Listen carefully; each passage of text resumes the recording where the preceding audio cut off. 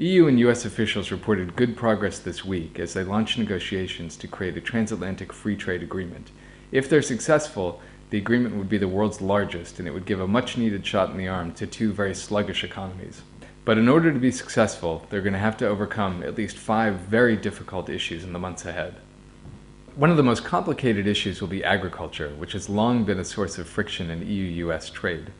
US farmers in particular are demanding greater access to the EU market, particularly for American beef. Europe, on the other hand, is going to seek to defend its restrictions on GMOs as well as hormones. Another complication is government procurement. Europe claims to have the most open market in the world for government contracts. It would like the US to open up similarly by removing barriers such as the Buy America Act. Then there's financial services. Washington wants to keep this separate from the agreement, whereas Brussels wants it to be included. Interestingly, Wall Street actually sides with Brussels on this one because they think they might get a better deal.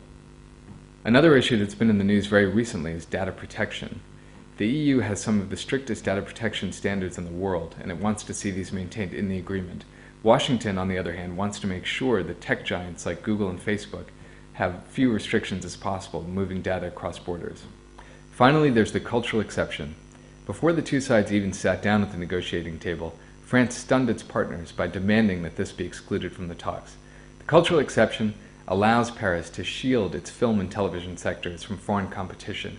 This has been a big sticking point with Hollywood in previous negotiations. The ultimate fate of the transatlantic free trade agreement will depend on how successful negotiators are at dealing with these issues in the months ahead. The simple truism about free trade agreements is that they're easy to launch, but they're very difficult to finish. Joshua Chaffin, Financial Times, Brussels.